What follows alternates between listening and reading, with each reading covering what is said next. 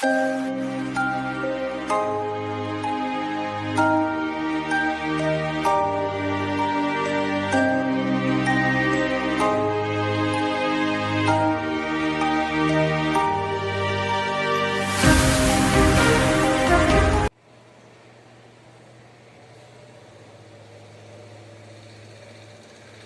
कुमारी ग्रामोदिया आदर्श विद्या मंदिर Sujangarh. Online classes में class 12 में पिछले लेसन में अपन ने पढ़ा था उपभोक्ता संतुलन से क्या आशय है। उपभोक्ता संतुलन के अंतर्गत हमने दो विचार पढ़े थे, एक गणनावाचक विश्लेषण और एक क्रमवाचक विश्लेषण। गणनावाचक विश्लेषण बच्चों प्रोफेसर मार्शल ने दिया था। प्रोफेसर मार्शल ने कहा था कि किसी भी वस्तु का जब हम उपभोग करते हैं तो उपभोग करने के पश्चात उससे प्राप्त होने वाली जो उपयोगिता होती है इसकी हम गणना कर सकते हैं। जैसे आप एक गिलास दूध पी रहे हो तो एक गिलास दूध पीने से आपको उससे कितनी उपयोगिता प्राप्त हो रही है, लेकिन वास्तविकता की दृष्टि से देखा जाए तो हम एक गिलास दूध पीने से यह नहीं बता पाएंगे कि हमें 1 के बराबर, 2 के बराबर या 3 के बराबर हमें कितनी संतुष्टि प्राप्त हो रही है। हम उस दूध की जो गणना होती है वो हम नहीं कर सकते हैं। मार्शल के प्रतिपादित इस नियम का विरोध किया था प्रोफेसर J.R. हिक्स ने। उन्होंने कहा कि नहीं, हम किसी भी वस्तु की उपयोगिता को नाप नहीं सकते हैं, हम केवल उपयोगिता को क्रम दे सकते हैं। क्रम देने का आशय होता है कि इस वस्तु की अपेक्षा दूसरी वस्तु से हमें कितनी उपयोगिता प्राप्त हो रही है, कम प्राप्त हो रही है, अधिक प्राप्त हो रही है या समान संतुष्टि प्राप्त हो रही है। तो इसको हमने किस नाम से जाना? क्रमवाचक दृष्टिकोण। दो प्रकार के दृष्टिकोण थे, गणनावाचक दृष्टिकोण प्रोफेसर मार्शल ने दिया था, क्रमवाचक दृष्टिकोण प्रोफेसर हिक्स ने दिया था। ये हमने पिछले लेसन में थोड़ा सा हमने इसके बारे में पढ़ा था। आज हम गणनावाचक विश्लेषण के अंतर्गत कहेंगे कि एक उपभोक्ता संतुलन की स्थिति में कब रहता है। संतुलन की स्थिति को पढ़ने से पहले हम संतुलन शब्द का अर्थ देखेंगे कि संतुलन, साम्य या इक्विलिब्रियम से हमारा क्या आशय है। संतुलन, साम्य या इक्विलिब्रियम का मतलब होता है वह स्थिति जिस पर एक उपभोक्ता के द्वारा अपनी आय को खर्च करने के बाद में उससे प्राप्त होने वाली उपयोगिता क्या होती है, संतुष्टि का स्तर सीमांत उपयोगिता के बराबर उसे प्राप्त होती है। फिर से सुन लो, कोई भी व्यक्ति होता है, अगर आप भी किसी वस्तु को खरीदने जाते हो तो आप अपनी आय के अकॉर्डिंग इस प्रकार खरीदते हो कि मुझे इस वस्तु से जो उपयोगिता प्राप्त हो रही है वो क्या होनी चाहिए, अधिकतम प्राप्त होनी चाहिए। जैसे आपके पास 1000 रुपए है, अब आप 1000 रुपए में से कोई वस्तु खरीदते हो, एक मोबाइल फोन लेके आते हो, तो मोबाइल फोन से प्राप्त होने वाली उपयोगिता आपके लिए क्या होनी चाहिए, आपके 1000 रुपए के बराबर होनी चाहिए। यदि आपको 1000 से कम प्राप्त होती है उपयोगिता तो आप उसको नहीं खरीदोगे, और यदि उससे बराबर प्राप्त हो रही है तब आप क्या करोगे, उसको खरीदोगे। कहने का आशय है हमारी आय को इस प्रकार से खर्च करें कि ताकि उससे प्राप्त होने वाली उपयोगिता क्या है, हमें अपने रुपए के बराबर प्राप्त हो। अब इसके अंतर्गत आता है कि एक वस्तु की स्थिति में क्या होता है और दो वस्तु की स्थिति में क्या होता है। एक वस्तु की स्थिति में जब आप किसी भी वस्तु की एक वस्तु करते हो तो एक वस्तु के अंतर्गत होता है कि एक वस्तु जो हम खर्च कर रहे हैं उसके ऊपर उससे प्राप्त होने वाली सीमांत उपयोगिता क्या होनी चाहिए, हमारे रुपए के बराबर होनी चाहिए। अब आप एक उदाहरण बता रही हूँ, अब आप पार्ले जी का एक बिस्किट खरीद रहे हैं। पार्ले जी के बिस्किट 5 रुपए का आता है और आपने उस 5 रुपए को खर्च किया। 5 रुपए खर्च करने से आपने देखा कि उस बिस्किट के पैकेट को आप खरीद के आए हो तो उससे मिलने वाली सीमांत उपयोगिता क्या हो रही है, 8 के बराबर आपको प्राप्त हो रही है। तो आप क्या करोगे, खरीदना पसंद करोगे। बोलोगे मैं खर्च तो मैं 5 रुपए कर रहा हूँ लेकिन मुझे इससे सीमांत उपयोगिता 8 के बराबर प्राप्त हो रही है, तो आप अपने उस रुपए को 5 रुपए को आप खरीदोगे। उसके बाद आपने देखा कि आपने उसका निरंतर उपभोग किया। अब आप 5 रुपए का एक बिस्किट का पैकेट लेके आ रहे हो और उससे प्राप्त होने वाली उपयोगिता आपको कितने की प्राप्त हो रही है, 7 की, तो भी आप उस बिस्किट के पैकेट को खरीदोगे। क्योंकि वो आपके प्राइस के, आपके मूल्य से आपको उससे अधिक उपयोगिता प्राप्त हो रही है। अब यदि उससे 6 की उपयोगिता प्राप्त हो रही है, 5 रुपए का बिस्किट आप खरीद रहे हो, मूल्य आपका 5 रुपए है, लेकिन जो उसे उपयोगिता संतुष्टि प्राप्त हो रही है 6 के बराबर प्राप्त हो रही है, तो भी आप बच्चों उसको खरीदोगे, क्योंकि आपके द्वारा खर्च किए गए रुपए से ज्यादा आपको उससे संतुष्टि प्राप्त हो रही है। 5 रुपए का बिस्किट का पैकेट है और 5 ही रुपए आपको उससे संतुष्टि प्राप्त हो रही है, 5 के बराबर की संतुष्टि प्राप्त हो रही है। इस स्थिति में भी आप अपने रुपए को उस इकाई के ऊपर खर्च करोगे। क्यों खर्च करोगे? क्योंकि आपको उससे मिलने वाली उपयोगिता आपके रुपए के बराबर है। इसके पश्चात आप 5 रुपए का बिस्किट का पैकेट खरीद रहे हो और आपको उससे मिलने वाली उपयोगिता 4 के बराबर है, तो बच्चों आप खरीदोगे? आप नहीं खरीदोगे। क्यों नहीं खरीदोगे? आप कहोगे कि इससे प्राप्त होने वाली उपयोगिता क्या है, मेरे द्वारा चुकाए गए 5 रुपए के मूल्य से कम की प्राप्त हो रही है। तो एक विवेकशील उपभोक्ता होता है, वह इस स्थिति में वस्तु को नहीं खरीदता है। वो किसके बराबर खरीदता है? जब आपके द्वारा खरीदी गया रुपया उससे प्राप्त होने वाली उपयोगिता या कीमत और उसका जो उपयोगिता होती है वो दोनों बराबर होते हैं, उस स्थिति में ही वह अपने रुपए को खर्च करता है। रुपए खर्च करने से यदि कम संतुष्टि प्राप्त हो रही है, तो एक उपभोक्ता वहां पर अपने रुपए को, अपनी आय को नहीं खर्च करेगा, क्योंकि उसको रुपए के बराबर संतुष्टि प्राप्त नहीं हो रही है। तो इसको यही मैंने बताया है, गणनावाचक विश्लेषण प्रोफेसर मार्शल ने दिया था। एक वस्तु की स्थिति में किस किस चीज को ध्यान में रखा जाता है?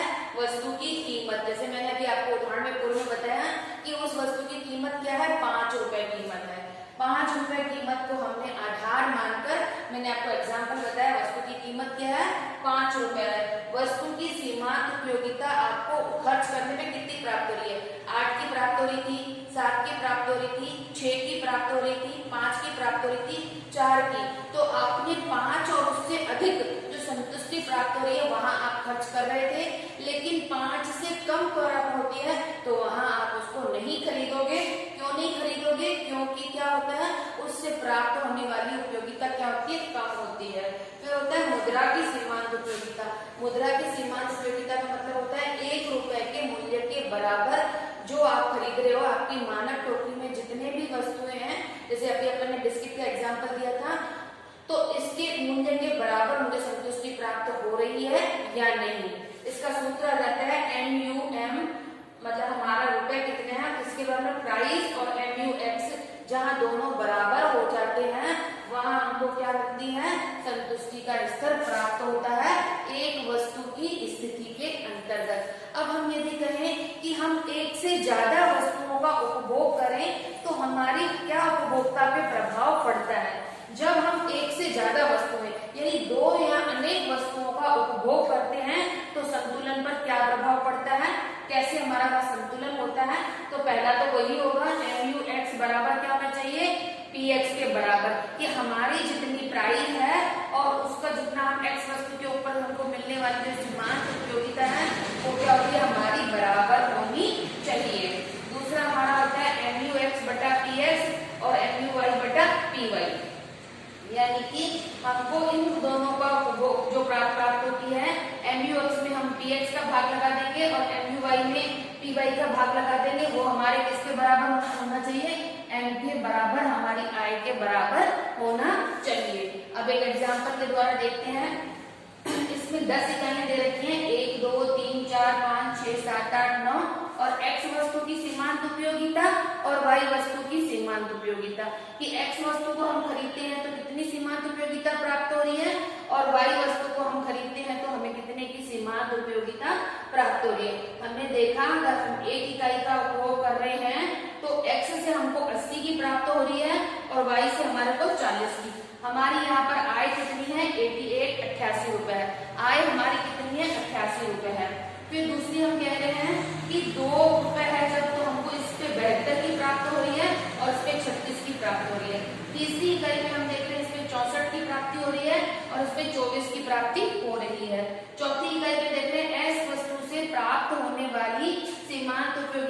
56 है और y वस्तु से प्राप्त होने वाली सीमांत उपयोगिता 20 है। इसी क्रम में 5वीं इकाई पर हम देखते हैं कि x वस्तु की सीमांत उपयोगिता 48 है और यहाँ पर y वस्तु की सीमांत उपयोगिता 16 प्राप्त हो रही है।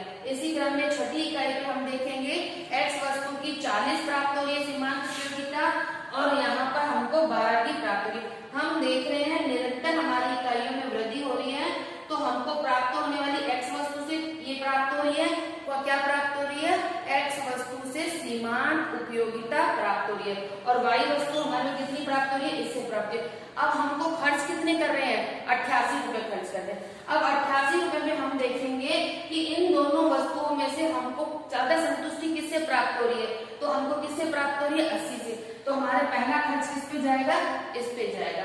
फिर हम देखेंगे कि दूसरा हमको जो हमारा है बिंदु, हम दूसरा रुपया अपनी आय किस पे खर्च करें, तो हम देखेंगे कि हम 72 पे करेंगे।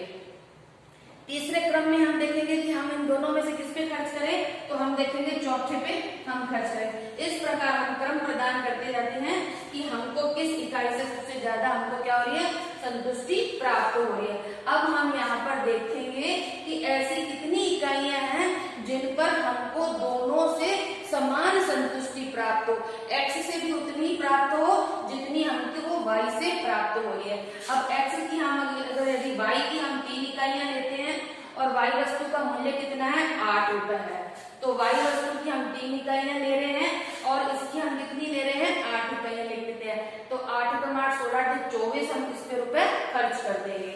अब x की हम कितनी ले रहे हैं, 8 इकाइयां ले रहे हैं और प्रति इकाई मूल्य कितना है, 8, तो 8 64 और 24 को जब जोड़ते हैं तो हमारा कितना आ रहा है, 88। यानी कि हम इन दोनों इकाइयों पे x की हम 8 इकाइयां और y की हम 3 इकाइयां खर्च कर रहे हैं, तो हमारी आय का पूरा उपयोग हो रहा है। जितनी हमारी 88 रुपए आय है उतनी दोनों इकाइयों पर हम विभक्त करने पर हम कह रहे हैं उससे प्राप्त होने वाली उपयोगिता क्या है, हमको समान प्राप्त हो रही है। अब यदि इसके हम आगे या पीछे को देखें तो अगर आपका 88 रुपए अगर ज्यादा खर्च होता है तो भी हमें संतुष्टि प्राप्त नहीं होगी, कम खर्च होगा तो भी हम वहां पे इक्विलिब्रियम का पॉइंट नहीं बना सकते। अब जैसे देखो, अगर हम x की 6 इकाइयां लेते हैं, x की हम कितनी इकाइयां ले रहे हैं, 6 इकाइयां ले रहे हैं और y की हम कितनी इकाइयां ले रहे हैं, यहाँ पर 1 इकाई ले रहे हैं, तो 6 और प्रति इकाई मूल्य हमारा कितना है, 8 रुपए है। 8 को 6 से मल्टीप्लाई किया तो 48 आया, 1 को 8 से मल्टीप्लाई करा तो 8 आया, 48 और 8 हमारे कितने होगा, 56। कितने हो गए हमारे, 56। अब 56 हमारी आय कितनी है, 88 रुपए है और हम खर्च, तो हम देख रहे हैं कि जो हमारी आय है 56 रुपए ही खर्च होनी चाहिए। आय हमारी 88 रुपए है लेकिन हम खर्च कितनी कर रहे हैं, 56। तो यहाँ पर हम 56 कम रुपए खर्च कर रहे हैं तो भी उपभोक्ता क्या हो जाता है, हमारा संतुलन की स्थिति में नहीं आ रहा है। क्यों नहीं संतुलन की स्थिति में आ रहा है, क्योंकि उसकी पूरी आय यहाँ पर खर्च नहीं हो रही है, ना अधिक होनी चाहिए ना कम होनी चाहिए। इन्हीं बिंदुओं में यदि हम कोई और दूसरा बिंदु अगर देखते हैं तो हम देखते हैं यदि हम इसकी 7 ले लें और 8, अगर x वस्तु की हम कितनी ले लेते हैं, 7 इकाइयां ले लेते हैं तो कितने आते हैं, 56। और यदि हम y वस्तु की कुछ इकाइयां ले लेते हैं, यदि हम 5 इकाइयां ले लेते हैं, 6 इकाइयां ले लेते हैं, तो अगर हमारा अगर 88 रुपए से ज्यादा आ जाता है, यदि हमारी आय 88 रुपए है लेकिन यदि हमारा खर्च उससे ज्यादा आ जाता है तब भी वहां पर क्या होता है, एक उपभोक्ता संतुलन की स्थिति में नहीं होता है। कहने का आशय, एक उपभोक्ता तभी संतुलन की स्थिति में आता है जब उसकी आय का पूरा उपयोग किया जाए, न उसकी आय का कम प्रयोग किया जाए न उससे अधिक उपयोग किया जाए, तो वह क्या कहलाता है, संतुलन के इक्विलिब्रियम के पॉइंट पर आता है। अब हम देखेंगे दूसरी हमारी शर्त क्या होती है कि जहां पर पहले तो हमने भी ये देखी MUX PX और MUY PY। अब हम देखते हैं कि P वस्तु की प्राइस को खर्च करने से सीमांत उपयोगिता कहाँ बराबर हो रही है, तो हम ये देख रहे हैं 8 रुपए, इस पे कितने दे रहे हैं, 24 रुपए। 8वीं इकाई पर हमको x वस्तु से प्राप्त होने वाली सीमांत उपयोगिता कितनी प्राप्त हो रही है, 24 प्राप्त हो रही है और y की तीसरी इकाई पर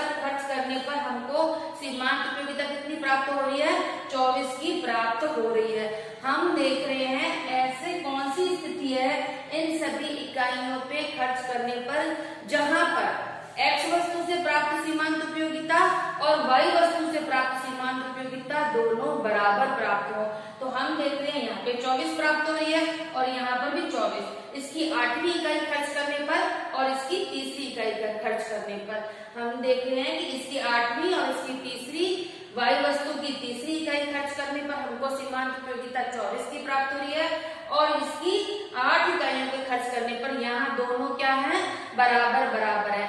जहां बराबर बराबर होते हैं उनको हम क्या बोलते हैं, संतुलन की शर्त को पूरा मानते हैं कि हमारा MUX बटा PX MUY बटा PY यह वस्तु X से प्राप्त होने वाली सीमांत उपयोगिता है और यह वस्तु Y से प्राप्त होने वाली सीमांत उपयोगिता है। दोनों क्या हो रही हैं, बराबर हो रही हैं। किस बिंदु पर, यहाँ की 3री इकाई पर और X की 8वीं इकाई पर। दूसरा हमारा सूत्र आ जाता है ये वाला, कौन क्या है, X वस्तु बटा PX। PX मतलब X वस्तु की कीमत प्लस Y वस्तु और Y वस्तु की कीमत बराबर किसके बराबर होनी चाहिए, हमारी आय के बराबर होनी चाहिए। X वस्तु की कितनी इकाइयां हैं, हमारी 8 इकाइयां हैं और इसका मूल्य कितना है, 8। दोनों के बीच में कुछ भी निशान नहीं होता तो इसका मतलब क्या होता है, मल्टीप्लाई करना। उसके बाद में प्लस का निशान, Y वस्तु की कितनी इकाइयां खर्च करें हम, 3 और उसका मूल्य कितना है, 8। दोनों को हमने मल्टीप्लाई किया, 8 को 8 से किया तो 64 प्लस का निशान, 8 को 3 से किया 24, दोनों का योग किया तो कितना आ रहा है, 88 रुपए। यानी कि दूसरी शर्त भी हमारी यहाँ पर पूरी हो रही है। पहली शर्त थी MUX बटा PX बराबर MUY बटा PY। किसके बराबर है हमारी, ये तो X एक वस्तु की स्थिति में था, इसकी दो शर्तें, ये होगी पहली शर्त और ये इसकी दूसरी शर्त। दूसरी शर्त हमारी क्या होता है, X वस्तु plus PY plus Y into PY is equal to M। तो दोनों शर्तें हमारी जहां पर पूरी होती है वहां एक उपभोक्ता संतुलन की स्थिति में आता है गणनावाचक दृष्टिकोण के अनुसार। गणनावाचक दृष्टिकोण प्रोफेसर मार्शल ने बताया था, इन्होंने बताया था कि एक वस्तु की स्थिति में हमारा कौन सा सूत्र लगेगा, पहला वाला, और दो वस्तुओं की स्थिति में दो हो सकती है, दो से ज्यादा। जहां हम रुपया खर्च कर देते हैं तो हम ये देखते हैं दोनों से प्राप्त होने वाली उपयोगिता किससे ज्यादा प्राप्त हो रही है, तो जिससे ज्यादा प्राप्त होगी हम उस पे पहले खर्च करेंगे, चाहे उसके ऊपर, जैसे इसमें देख रहे हैं, पहला इस पे करेंगे, दूसरा भी इस पे करेंगे, तीसरा भी इस पे करेंगे, चौथा भी इस पे करेंगे, पांचवा भी इस पे करेंगे, फिर छठा हम इस पे करेंगे, सातवां इस पे कर सकते हैं, फिर आठवां इस पे करेंगे, नौवां। इस प्रकार हम क्रम देते जाएंगे कि हम ऐसी कौन सी स्थितियां होगी जहां पर हम रुपया खर्च करें, और रुपया कहाँ खर्च करेंगे, जहां से हमें सीमांत उपयोगिता प्राप्त अधिक होती है। मैंने फर्स्ट एग्जांपल बेसिक वाला आपको दिया, आप जितने रुपए खर्च कर रहे हो उससे जब तक आपको उपयोगिता बराबर प्राप्त होती है ज्यादा, तब तक आप खर्च करते हो, लेकिन जैसे ही उससे कम प्राप्त होती है तो आप वहां पे खर्च करना बंद कर देते हो। जहां दोनों कंडीशन होती है वहां उपभोक्ता संतुलन की स्थिति में होता है। कल हमने पढ़ा है दूसरे से पहले वाला कि तटस्थता वक्र में क्रमवाचक दृष्टिकोण में एक उपभोक्ता संतुलन की स्थिति में कैसे होता है। उसमें हमने बजट रेखा पढ़ी थी, बजट रेखा से क्या आशय है, बजट रेखा का समीकरण पढ़ा था, उसके बाद में हमने आईसी वक्र पढ़ा था। उसके क्रमवाचक दृष्टिकोण के अंतर्गत हमने पढ़ा एक उपभोक्ता संतुलन की स्थिति में तब माना जाता है जब क्या होता है, उसके द्वारा बजट रेखा और आईसी कर्व दोनों एक दूसरे को छूते हैं, यानी MRS बराबर किसके होता है, बजट रेखा या कीमत रेखा के बराबर होता है। जहां वह दूसरे को छूता है वहां पे संतुलन का बिंदु होता है। गणनावाचक में ये दो शर्तें थी और क्रमवाचक में हमारी भी दो शर्तें थी। वहां पे बजट रेखा को हमने पढ़ा था और आईसी कर्व को पढ़ा था।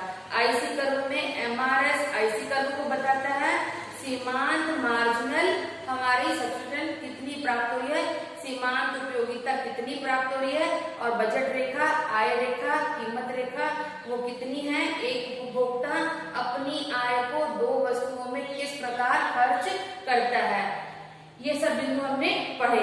इन दोनों ही क्वेश्चनों में से या तो गणनावाचक विश्लेषण में से या फिर हमारा क्रमवाचक दृष्टिकोण में, इन दोनों में से बच्चों 6 नंबर का एक क्वेश्चन आपका बनेगा बड़ा क्वेश्चन, उसके अंतर्गत आपको पूरा लिख के आना पड़ेगा कि क्या उसका अर्थ होता है, यह किसने सिद्धांत प्रतिपादन किया, इसकी मान्यता क्या है, इसकी विशेषता क्या है, सारणी कैसे बनाई जाती है, सारणी के बाद में जो जो बिंदु, अब इसमें 2 बिंदु थे, एक वस्तु की स्थिति में और 2 वस्तु की स्थिति में,